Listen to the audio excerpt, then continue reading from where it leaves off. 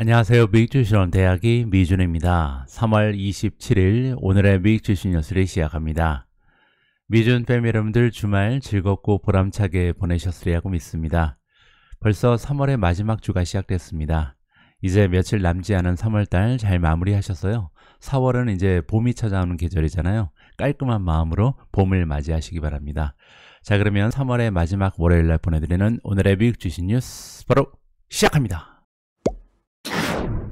오늘은 월요일 방송이기 때문에 지난주 미국 증시의 움직임을 좀 정리를 해보도록 하겠습니다. 자, 우리가 관심을 가지고 있는 테크 주식 성장주 중에 지난 한 주 동안 주가의 흐름이 가장 좋았던 종목은 퍼시픽 바이오 사이언스 오브 캘리포니아입니다. 자, 퍼시픽 바이오 같은 경우는 지난 일주일 동안 주가가 무려 15.78%나 증가를 했고요. 자, YTD로 아직까지는 17.48% 올라가 있는 상황입니다. 지난 6개월 동안 굉장히 좋았죠. 82.35% 주가가 상승 추세를 지켜나가고 있습니다. 자, 이렇게 지난주에 퍼시픽 바이오 주가의 흐름이 좋았던 이유는요, 여러분들 기억하시겠지만 2주 전에 오미주 뉴스를 통해서 전달해 드린 것처럼 새로운 DNA 시퀀싱 시스템이죠, 레비오가 드디어 이제 딜리버리를 시작했다, 배송을 시작한 거죠. 그러면서 주가가 이렇게 좋은 추세를 기록을 했습니다. 자, 두 번째로 주가의 흐름이 좋았던 기업은 니오고요. 니오는 한 주 동안 9.81% 증가했습니다. 하지만 YTD로 보시면 아직까지는 마이너스 7% 마이너스를 보이고 있고요. 자, 지난주에 SQM의 주가 흐름도 좋았습니다. 8.18% 올라갔고요. 사실 SQM 같은 경우는 지난 몇 달 동안 주가의 흐름이 굉장히 좋지 않았습니다. 리튬의 가격이 좀 하향 추세를 보이면서 리튬의 가격이 이제 중국에서는 반토막이 났다는 뉴스가 있었죠. 그러면서 주가가 많이 빠졌었는데요. 드디어 일주일 동안 8.18% 반등하면서 YTD로 플러스로 돌아섰습니다. 자, 네 번째로 마이크론 테크놀로지도 8% 가까이 주가가 상승을 했고요. YTD로 22.37% 플러스 보여주고 있습니다. 다음은 ISRG, 인투이티브 서지컬 7.83% 올라갔고요. YTD로 마이너스 3.37% 보여주고 있습니다. 루시드는 일주일 동안 6.50% 올라갔고요. 올해 들어서 19.91% 상승 추세를 지켜나가고 있습니다. G스케일러 플러스 6.1%, 아직까지 YTD로는 횡보를 하는 수준이고요. 자, 이제부터는 성장주 중에 주가가 많이 떨어진 종목을 좀 살펴보도록 하겠습니다.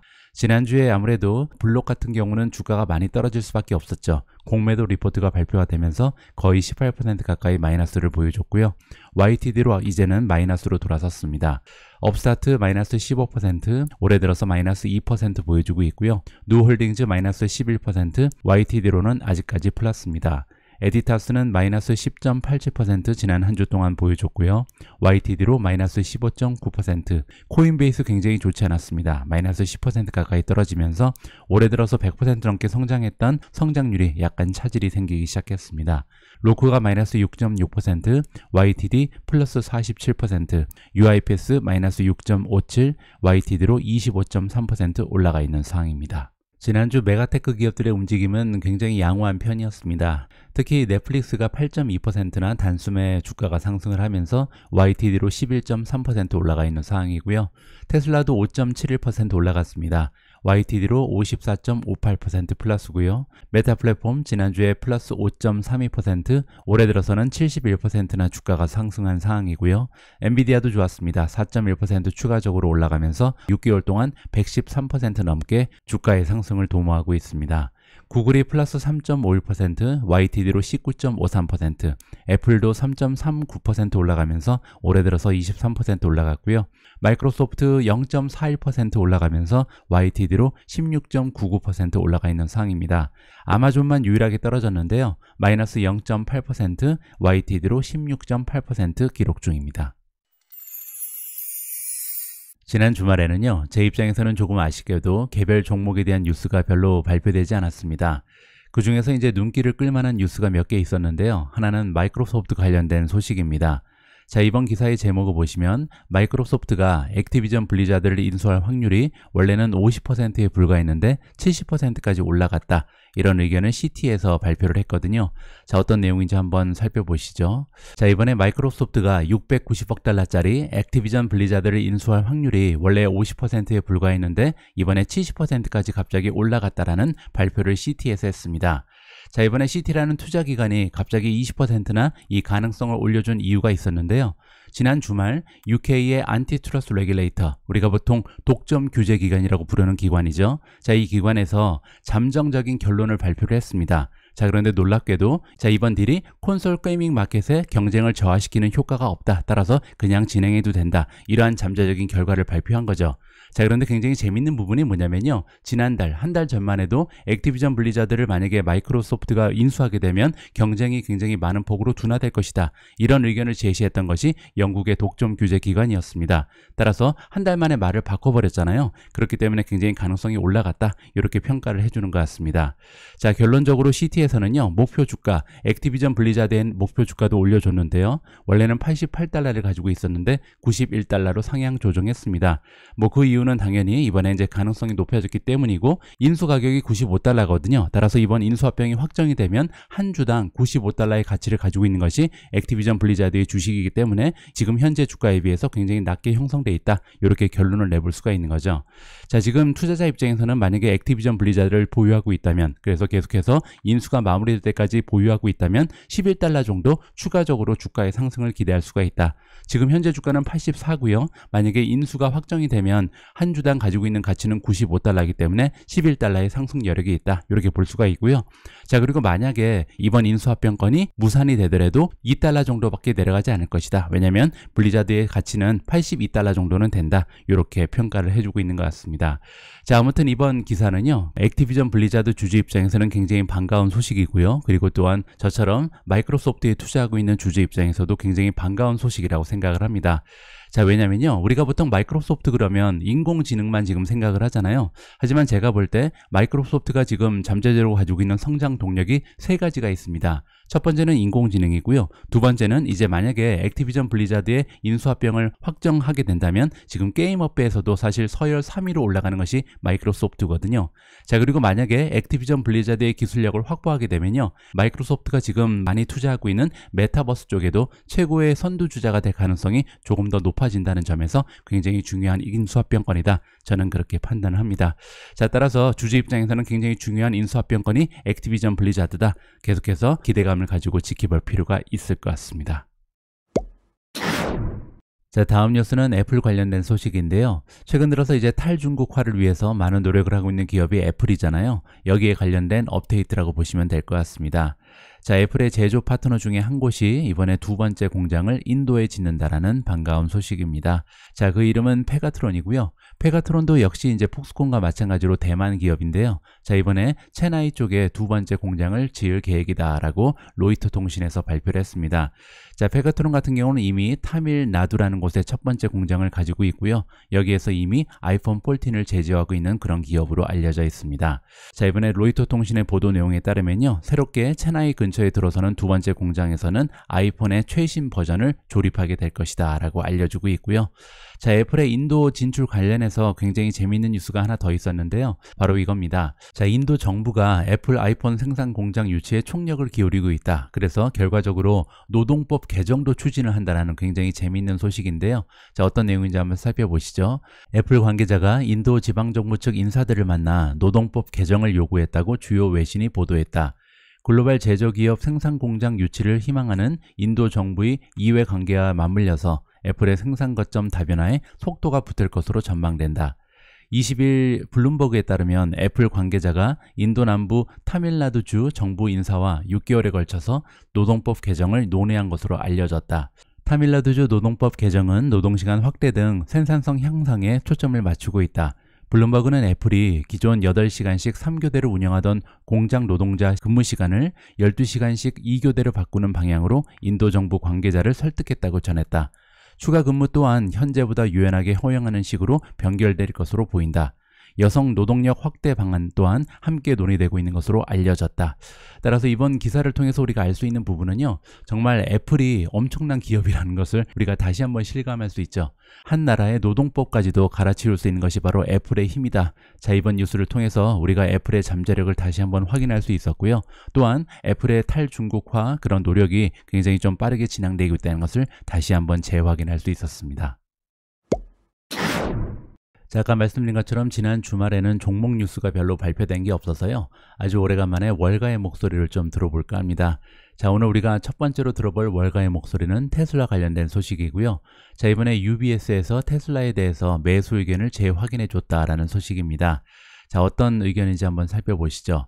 자, UBS가 얘기하기를 최근에 이제 서베이를 진행했다. 시장 조사를 했다는 거죠. 그랬더니 테슬라가 아직까지도 이 EV 레이스, 즉 전기차 경주에서 승리할 수 있는 가장 유리한 위치에 있다라고 재확인을 해줬습니다. 자, 최근 들어서 이제 EV가 너무나 많이 론칭되고 있다. 따라서 우후죽순처럼 전기차가 지금 출시되고 있는 상황인데요.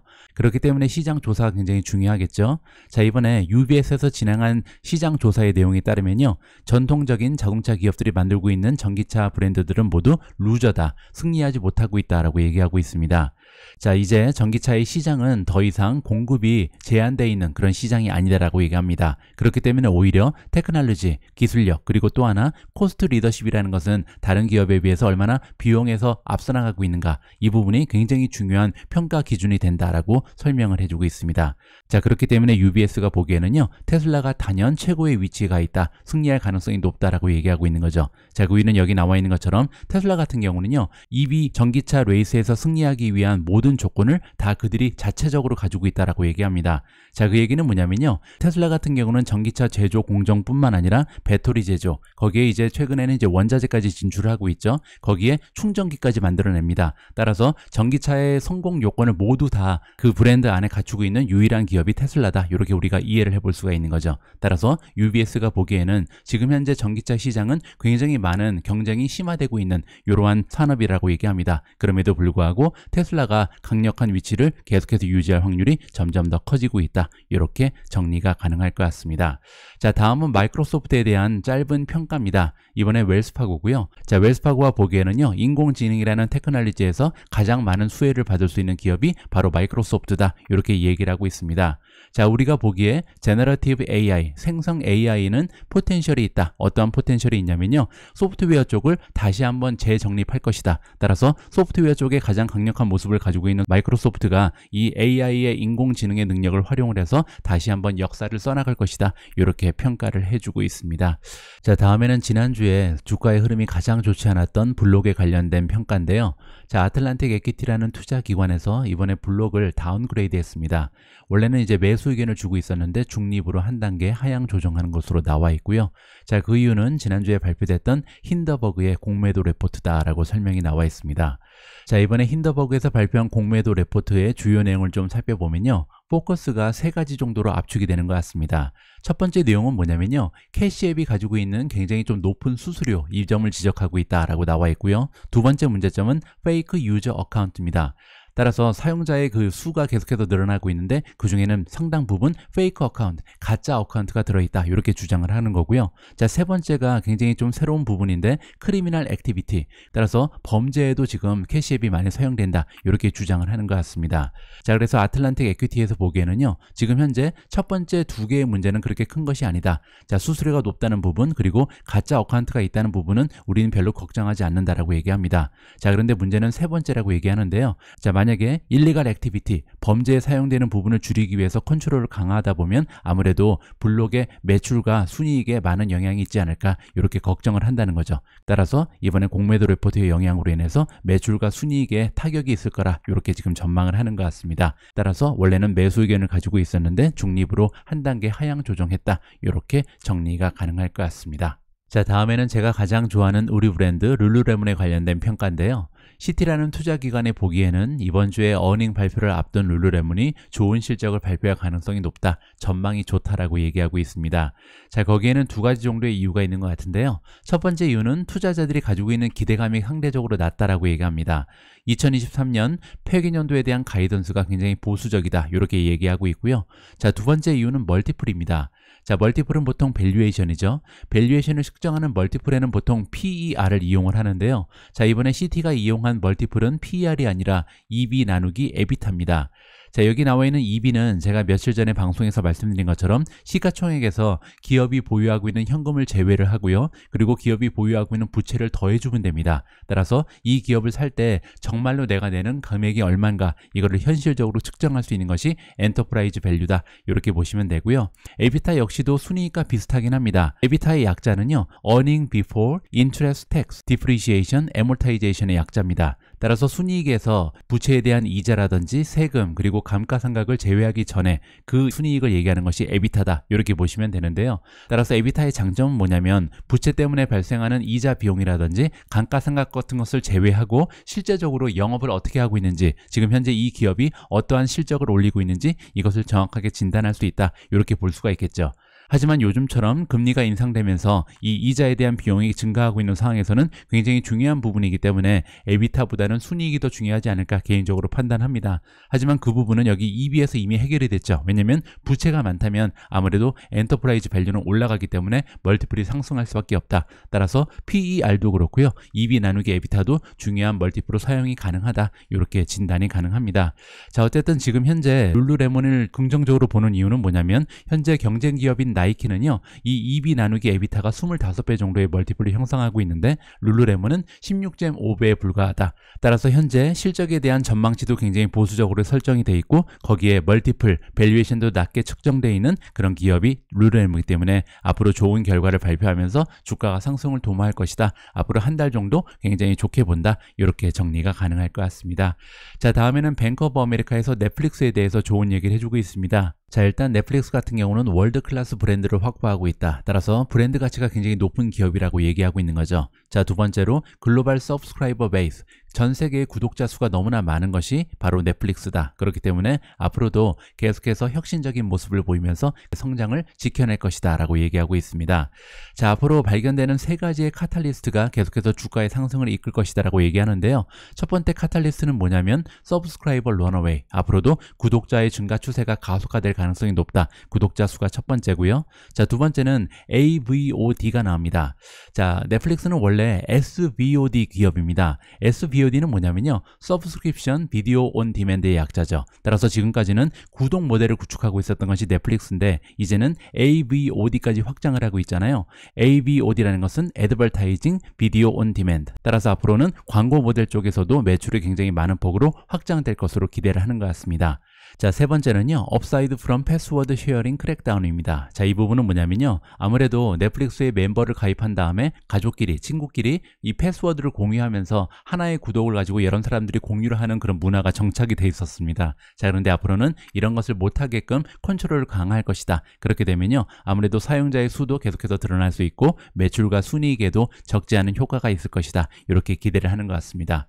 따라서 뱅크 오브 아메리카가 보기에는요, 이렇게 세 가지의 카탈리스트가 앞으로도 남아있기 때문에 넷플릭스의 주가는 꾸준한 상승을 이어갈 것이다. 이렇게 얘기를 해주고 있습니다. 자, 다음은 코인베이스 관련된 평가인데요. 자, TD 코인에서 얘기하기를 앞으로 계속해서 이 SEC를 비롯한 여러 가지 규제 기관에서 가상화폐에 대한 규제가 강화될 것이다. 크립토 뱅킹 크랙다운이라고 나와 있고요. 또한 문제가 뭐냐면 SEC에서는 심지어 법적인 소송도 준비를 하고 있다. 따라서 코인베이스에 대한 전망을 지금 다운그레이드 할 수밖에 없다. 이렇게 설명을 해주고 있습니다.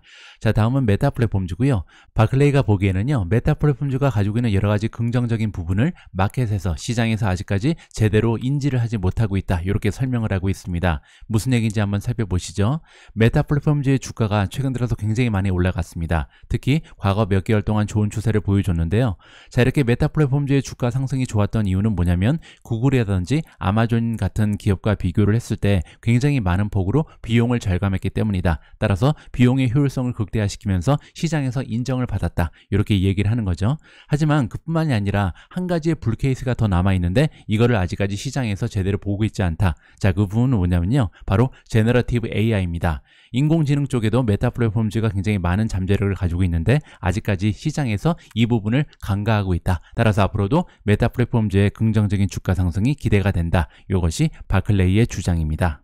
자, 마지막으로 엔비디아가 등장을 하고요. CT에서 이번에 엔비디아에 대한 매수 의견을 재확인해 줬다. 최근에 이제 주가가 많이 올라갔음에도 불구하고 계속해서 매수 의견을 주고 있는 거죠. 자, CT가 보기에 AI 쪽에, 인공지능 쪽에 가장 커다란 수혜주가 바로 엔비디아다라고 얘기합니다. 자, 우리는 계속해서 보고 있다. 제너러티브 AI, 생성 AI라고 우리가 부르는 거죠. 이 생성 AI는 단순한 하이프가 아니다. 지나가는 유행이 아니라는 거죠. 따라서 앞으로도 구조적인 성장을 보일 수 있는 그런 산업이고, 이 산업에 결정적인 역할을 하고 있는, 중심적인 역할을 하고 있는 것이 바로 엔비디아이기 때문에 앞으로도 꾸준한 성장을 보여줄 수 있을 것이다 라는 것이 CT의 의견입니다. 3월 27일 보내드린 오늘의 미국 주식 뉴스는 여기까지입니다. 내일 방송에서는요, 조금 더 다양한 기업의 뉴스를 여러분들과 공유할 수 있기를 바람해 봅니다. 그리고 지난 주말에도요, 저와 제 와이프가 운영하고 있는 두 번째 채널이죠, 글로벌 노마드 패밀리에 새로운 영상이 업로드 됐거든요.